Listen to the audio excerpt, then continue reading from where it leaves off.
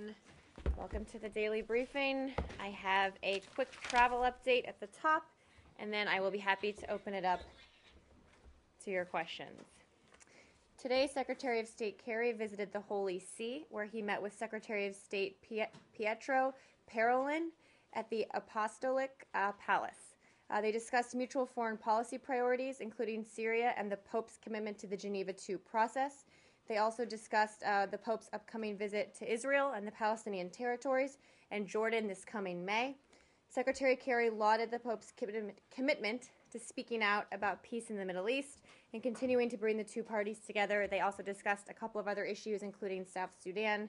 The Secretary is currently en route to Kuwait City, Kuwait, where tomorrow he will attend the Kuwait Donors Conference to discuss how the United States and the international community can further address the humanitarian crisis in Syria.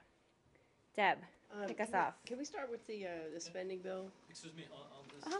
Is it on the travel? Yeah, is he planning? And then we'll go to the spending bill. Is he planning to go to Israel, or there is no decision yet? Nothing else to announce at this point with travel. Go ahead on the spending bill. Okay, yeah. Do you have anything on the spending bill?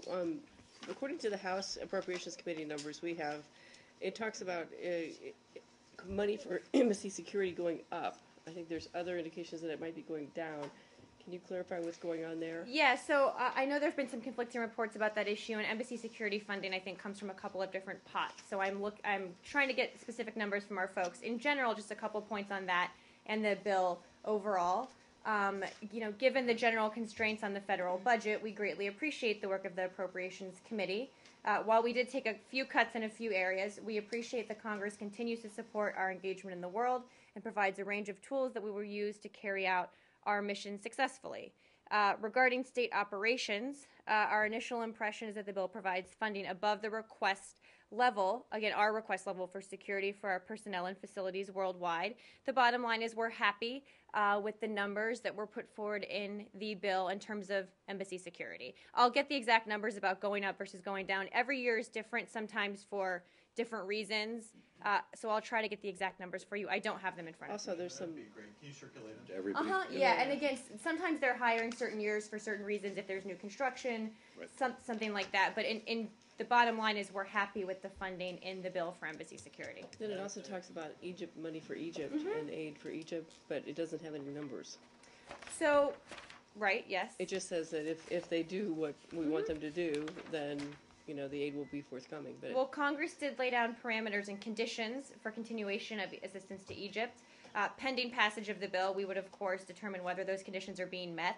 This doesn't imply any immediate change with regard to October 9th assistance decisions. Obviously, we were clear about that at the time. And if and when it passes, I understand there might be a vote later this week. We will take a look at the Egypt part and all of it. There wasn't any numbers, though, in this information, nor... Back in October, you all didn't give any... Right. So is there a question? Yeah, what are the numbers? Well, there are no numbers there for a reason. There's just no numbers to outline right now. We were very clear about our assistance at the time, what was continuing, what was not. There's just been no change since then. I'm happy to see what the current numbers are, but nothing's changed in this bill, and no immediate changes at this point. See what the current numbers are, and just, you said we were very clear at the time, but as Deb rightly points out, you guys didn't specify the exact amounts of aid that were, or even to give beyond the rough estimate, I think, of $200 million. I don't think you actually gave a sense of how much money was truly being we had it calculated ourselves. We figured out how much a plane costs and said, it's probably within... No, you have to do your own calculations. This math, Well, but it's the public's money. It's not an and unreasonable question.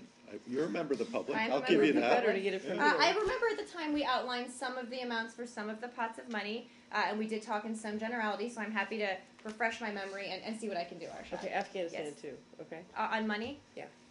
Specifically about what on Afghanistan? Well, it says here that the money will be given to Afghanistan if they sign the VSA. Well, I think... It doesn't say how much.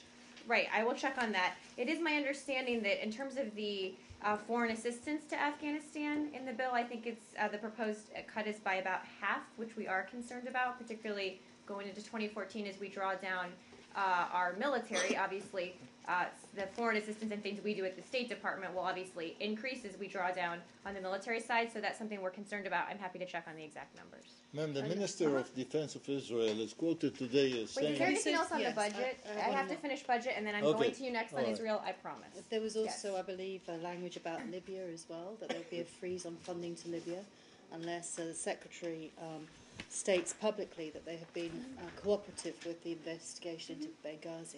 Is that So- something you would welcome, or...? I'll check into that specifically. Again, this just came out, I think, late last night. Our folks are going through all the specifics in the bill right now. If we have further to say about certain specific things, I'm happy to get a little more information. And just on the that. numbers, I mean... We might know a little more tomorrow. I was passed something from our Congress people which says that on page 1,280... I haven't gotten there yet. in You haven't reading got to it. that I know, page. it's surprising. that up to 975 million would be made available, this is to Egypt, if the Secretary of State certifies that the referendum is democratic, and a further 576 million plus would be made available if Secretary Kerry certifies that the government has held parliamentary and presidential elections that are proven to be democratic as well. Is that not your understanding? Because you're saying there's no figures. I can check on that. I'm sorry, I honestly haven't gone through the whole budget. It's a large document. Our folks are looking through it right now. In general, on Egypt, I do know that Congress laid down parameters and conditions for continuation of assistance. I'm happy to check on those. Can I ask one numbers. follow-up on that? Just yeah. because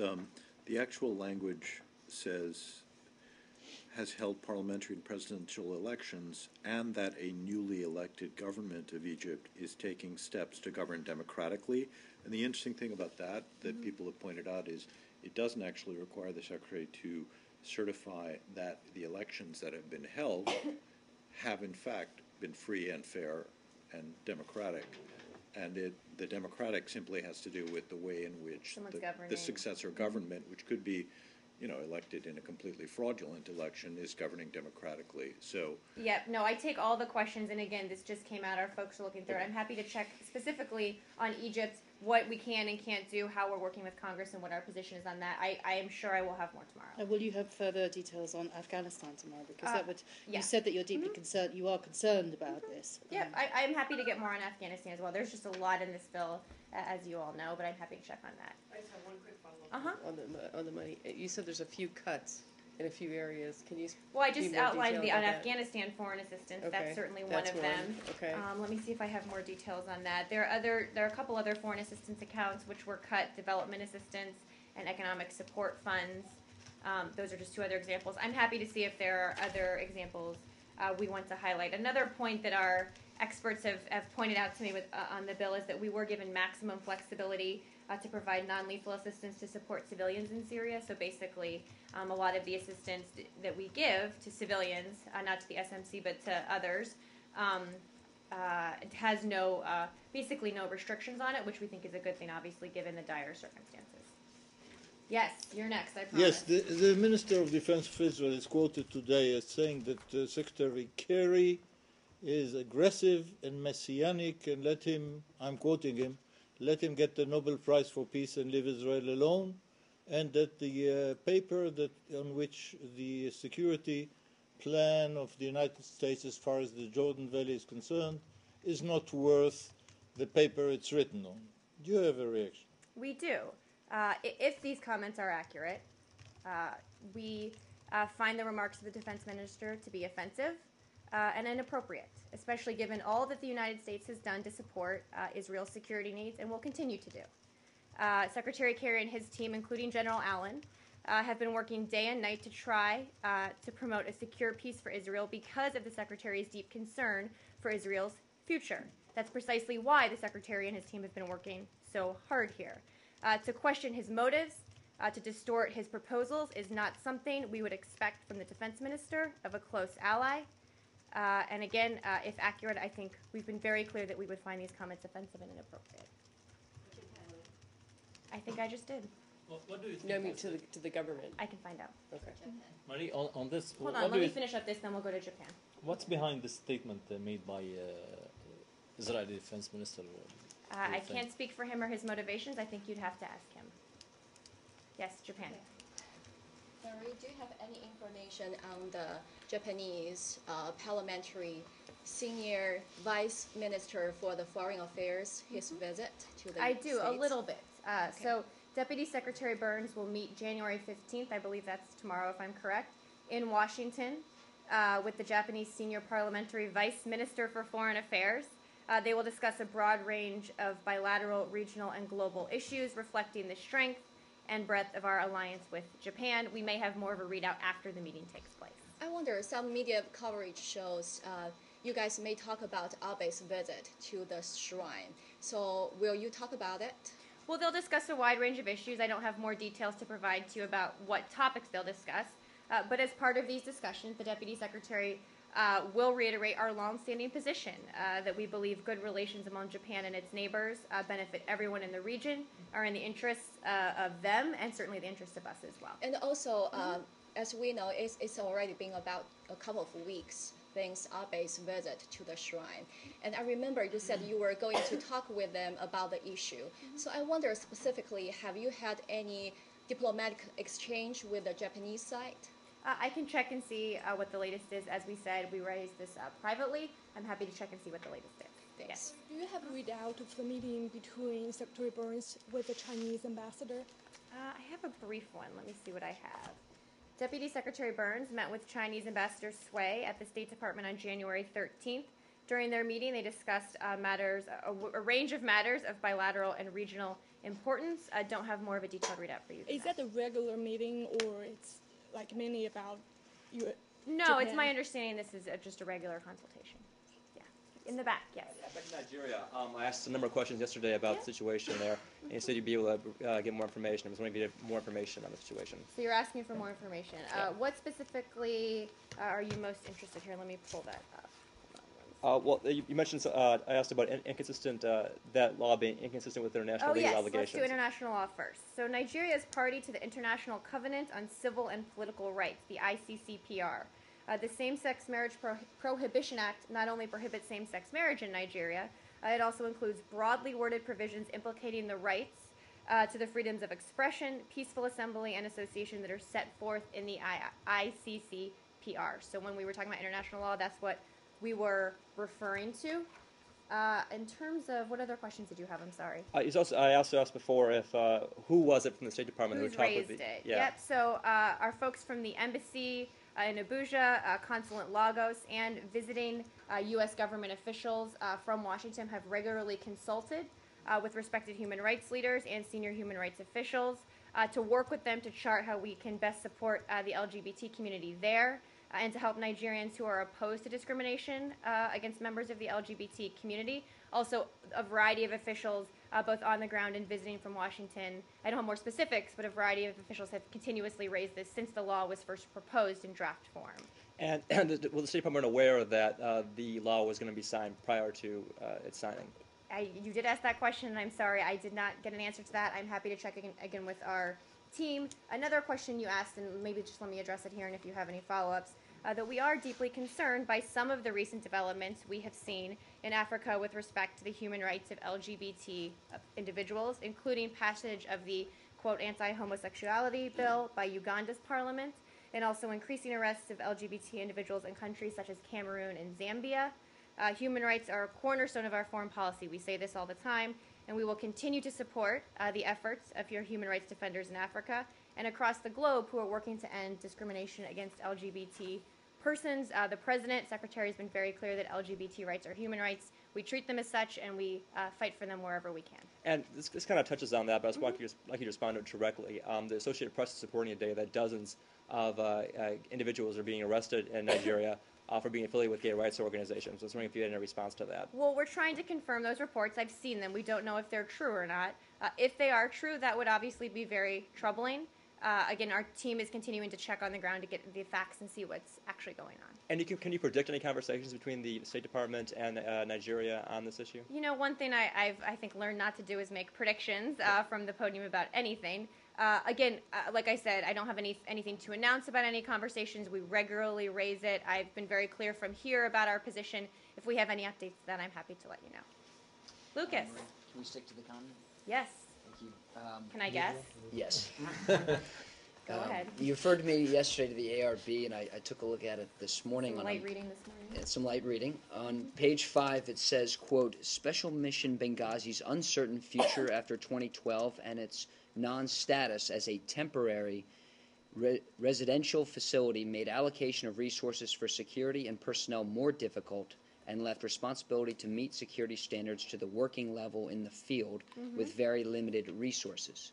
So going back to my question yesterday, if that was the case, if the special mission was so temporary, why was a one-year lease signed before the attacks in 2012? I can check on the specifics of the real estate question you're asking. In terms of the ARB and some of those recommendations and findings you're referencing, obviously we have worked very hard and addressed nearly all of the recommendations insofar as resources, staff training, all of that, security in terms of the ARB. We've hired more security personnel and enhanced their training.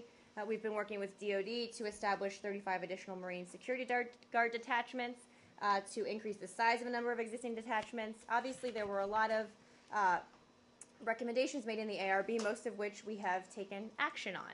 So, I don't have specifics on the lease. The ARB is very clear in laying out a number of issues that were going on that contributed to what happened that day, and we're taking steps right now to address them. So we can do everything we can to prevent this from happening again. So if the ARB did say the special mission was temporary, is it wrong or not complete when this lease was signed? The ARB? Was the ARB not complete when it called it temporary? No, I have no indication that the ARB wasn't complete. I'm not exactly sure what you're getting at here with the lease question, but the ARB Independent Accountability Review Board, we obviously have taken into account what they have said and taken action on their recommendations. Does the report say that it was a temporary mission, or does it say that it was classified as a temporary mission? It says it was temporary.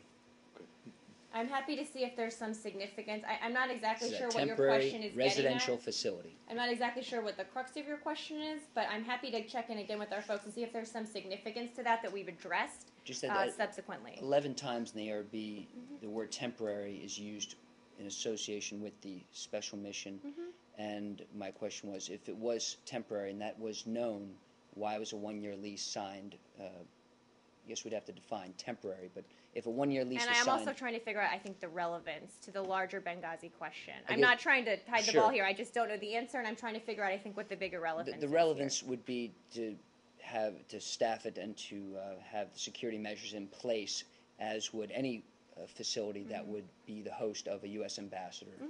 Well, certainly, and it's a fair question. Again, I'm happy to check on the lease status and how that plays into, if it does at all, our security posture. Clearly, the ARB laid out a number of areas where our security fell short. I think to anyone who hasn't even read the ARB, it's clear that our security fell short that day, and that's why we're taking steps right now to rectify that. And finally, Senator Feinstein told The Hill today that, quote, I believe that groups loosely associated with al-Qaeda were involved in the attack. Do you have a comment on that? Well, as I said, we have no information at this point that core al-Qaeda, which I think is probably what the senator was referring to, was involved in planning or directing this attack. Ansar al-Sharia, who we came out this week and, as we designated, said was involved, we also made very clear is not an official affiliate of al-Qaeda core. That doesn't mean that there aren't some affiliations between some people in Ansar al-Sharia and some people who may be affiliated with al-Qaeda. But let's be very clear that we don't have evidence, which I think we should all rely on evidence here in our investigation, that links core al-Qaeda to developing, planning this attack at this point. But Maria, I don't think those things are inconsistent, actually. Right. Senator Feinstein was pretty clear. She didn't use core al-Qaeda. She said groups loosely associated with al-Qaeda. Well, she said al-Qaeda, which I think when people say al-Qaeda in general, they tend to refer to core al-Qaeda in general. Some. Well, okay. Words matter here, and if you're referring to an affiliate, usually I think people say so. Again, I can't parse her words for her, but she says loosely affiliated with. That can mean a variety of things, right? That she didn't say that core al-Qaeda or al-Qaeda directed or planned the attack. She definitely didn't say that, so that's certainly, we share that assessment. And we said we can't rule out the notion that some people involved with Ansar al-Sharia, the group we think was involved with al-Qaeda, have some loose affiliations to some people involved with al-Qaeda. These are very sort of fungible and loose groups. So I don't think there's any disagreement in our position. I think people are reading into her statement something that's just not there. Well, I think it's pretty clear that she thinks there's groups loosely associated with al-Qaeda when weeks after the attack, the narrative coming from the State Department was quite different. Well, I don't know what narrative you're referring to coming from the State Department. I wasn't here then. What I can say is what we know to be true as of this moment, that we don't have indications that al-Qaeda directed or planned this attack, that it is possible that members of Ansar al-Sharia, who we said were involved with this attack, have loose affiliations, to use her word, I think, with people who may be associated with al-Qaeda. These groups, again, there's not specifically delineated lines between groups, and nobody's saying that. So I don't think it's inconsistent, actually. Since you weren't here, maybe this will be an easy answer. Can you say, looking back, that the State Department was wrong to not call this a terrorist attack 2 weeks after the attack? Well, I think you're misrepresenting the facts from the time. I think the president came out the day after in the Rose Garden and called it an act of terror. I think everybody from the president, Secretary Clinton on down, I can pull back up the timeline here about who called what when, but I think the notion that we didn't call it a terrorist attack is just not correct and not borne out by the history. The President of the United Nations, weeks after the attack, still referenced a video that, according to witnesses... They're not mutually exclusive. They're not mutually exclusive. You can think all of the above. The President was very clear when he came out and called it an act of terror. I can see if I have more about what Secretary Clinton said. No, correct. They're not mutually exclusive. They're not mutually exclusive. Yep. Grouped together. No, they're not mutually exclusive. You can say both, and they can both be accurate as of your knowledge of the time. Okay. Yep. Yeah. Let's go to Iran, and then we'll go around the room. So the IAEA says that Iran has asked for a postponement of some of their technical talks, which were originally to take place on January the 21st, and that they've asked for them to postpone to February the 8th.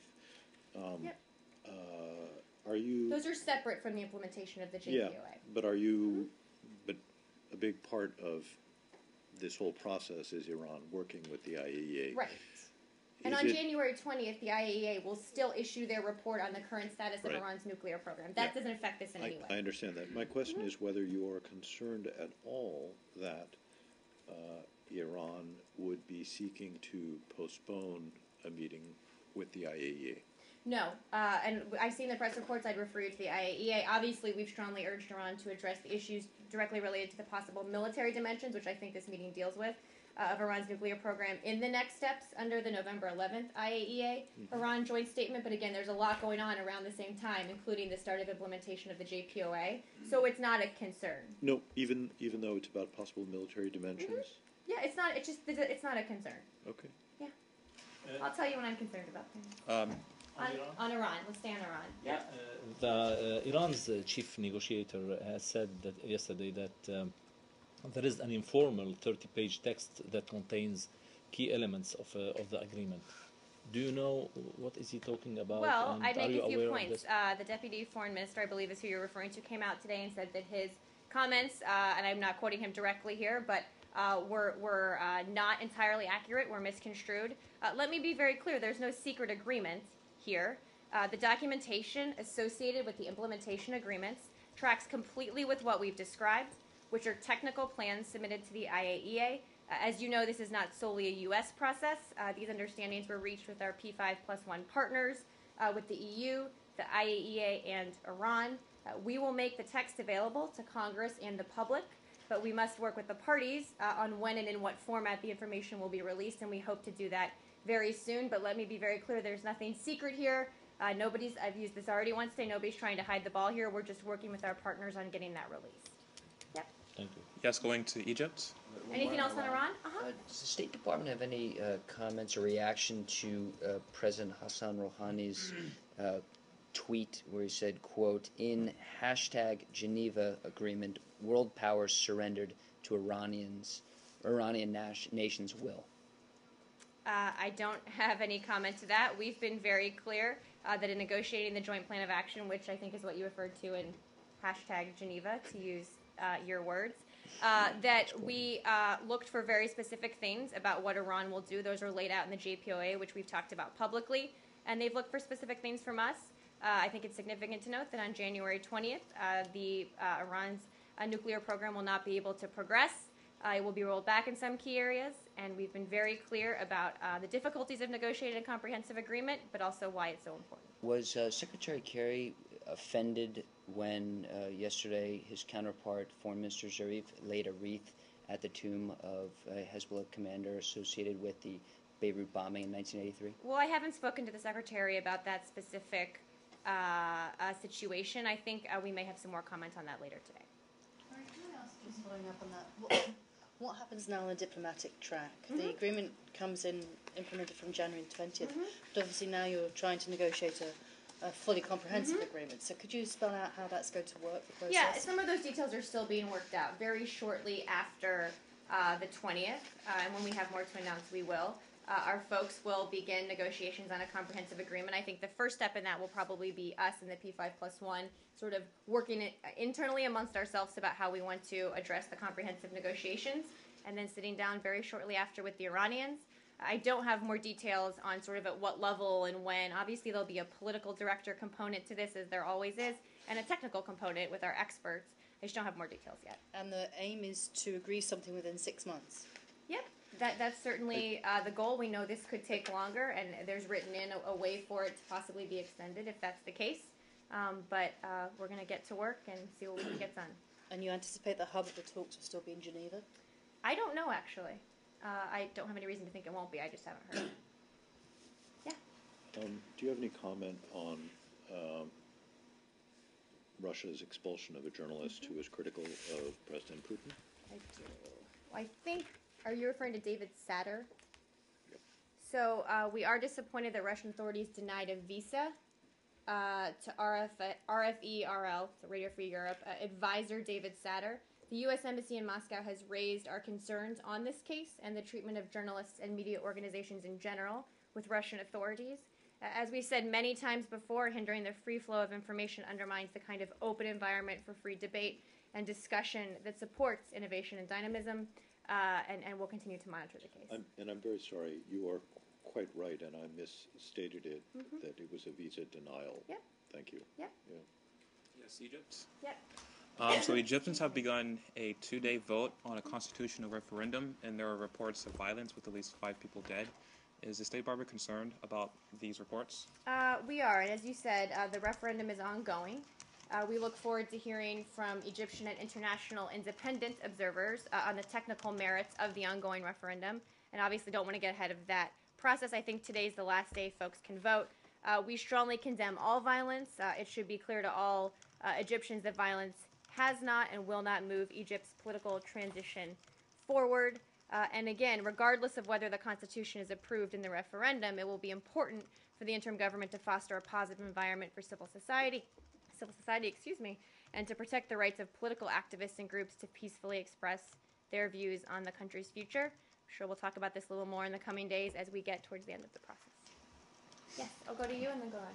Yeah, I have 2 questions concerning a possibility of a no-spy agreement with Germany. First question would be, how seriously interested is the United States in coming to such an agreement with Germany? Well, we're open to discussions with our close allies and partners about how we can better coordinate our intelligence efforts. We've been clear about that since the beginning of the situation. At Chancellor Merkel and President Obama's direction, we have undertaken extensive close consultations on our intelligence cooperation in recent months, which have resulted in a better understanding, I think, on both sides of the requirements and concerns that exist. Again, we already cooperate closely with our European allies, and we will be having further discussions with various countries bilaterally on these issues. Again, the President, I think folks know, is speaking soon this week on the NSA situation and what goes forward here in terms of our intelligence collection. I don't want to get ahead of that, but again, we'll continue to have these conversations privately. There's some newspaper reports in Germany that state that the German negotiators are very, if not to say extremely unhappy with the way the conversations or the talks are going. What is your point of view? What's your comment to that? Well, I can't speak to those reports. I haven't seen them. But the goal of these discussions has been to further intensify and strengthen cooperation between U.S. and German intelligence services. The U.S. and Germany already cooperate extensively in the areas of security and intelligence to address global threats that we all face. I can see if there's a further readout from our folks, but again, it's a very close relationship, and I have no reason to think that won't continue. So you would say, last question, you would say that the rumors that are spread in medias in Germany that those talks are coming into a dead end, are wrong from your point of view? I don't have specifics on the talks. I haven't seen those reports. I'm happy to check with our folks, but we do have a very close relationship and expect that to continue. Syria, news reports coming from Damascus talked about a poisonous gas attack carried out by the regime air force in Daraya, South Damascus, in the past few hours, killed 3 people and injured 13 others. Do you have any information or confirmation? Well, obviously, we take any alleged report of any kind of chemical weapons use seriously. I'll look into it to see if we can get more facts. I don't have anything to confirm that one way or the other. We always look into these reports and see if we can get more information. And if the information is correct, do you expect any consequences on the Syrian regime? Well, I don't want to get ahead of where we are. I don't know that it's correct, but we've been very clear about the regime's use of chemical weapons and that it's unacceptable. That's why we're working so hard to destroy it right now. Again, I just don't have anything to confirm that report. Clear. Have you checked and you don't have anything to confirm the report? Yeah. Okay, good. Yeah. Thank you. Staying on Syria, the SNC officials are saying in certain media reports that the U.S. is rethinking aid to the SNC if they do not attend Geneva II. Can you confirm or deny That this? is not, the Secretary did not, I think it's based on some of the Secretary's comments. That's not correct. The Secretary did not indicate the United States was planning something like that. The Secretary did make clear privately in his meeting with President Jarba, as he has many times publicly, that there are high stakes at play for the SOC, and that the international community strongly believes that it's in their interest and the interest of the Syrian people for them to be present at the table and to send a representative delegation. But some of those reports were just not accurate. But the U.S., just to be absolutely clear, the U.S. will remain steadfast in its support for the opposition, regardless of whether they attend or not? Absolutely, absolutely. Again, the Secretary made clear that this is a very important moment for the opposition. There are high stakes here, but that's absolutely the case. So there are no consequences to them for not. I didn't say that either. We're just not, I don't want to get ahead of where we are here. We'll remain steadfastly, I think that was your word, committed to the opposition. In its support. In our support, yep. Yeah. And again, we have every indication and are confident that they will send a delegation. Can I just ask? And then I'll go to you next. The Turkish President Abdullah Gül has come out today saying that there needs to be some kind of shift in his government's policy towards Syria because of the. He says, "I'm of the opinion that we should recalibrate our diplomacy and security policies given the facts of the south of the country," which is, he's referring to Syria there, and he's just saying that that today's situation represents a lose-lose scenario for everyone. I wonder if you could comment on that. Well, I haven't seen those specific comments. Obviously, we work very closely with Turkey on regional issues like Syria. I just haven't seen those and can't really characterize them further. In the past, Ankara has been quite vocal in calling for Assad to step down. But if they're shifting their position now, would that complicate things for the United States? Our position certainly hasn't changed. Let me check and see with our folks who focus on this and see what's happening with those comments. And obviously our position has been very clear. And I would remind everyone that the communique, the Geneva I communique, very clearly states that there needs to be mutual consent from both sides for the transitional government, which obviously cannot include Assad. And forgive me if I've lost this in the mix of various different stories, but do you know yet who's going to lead the regime delegation to the Montreal Talks? Let me check and see if we do know that. I'm not positive. It might have gotten lost in the mix of things I'm looking at as well. Let me check. Yeah. Hi, on Syria, there is an extreme human suffering in the besieged Yarmouk refugee camp, and it remains closed to the humanitarian and UN access, and this raises the concerns even more that Assad regime is trying to cover up the human tragedy and its crimes there.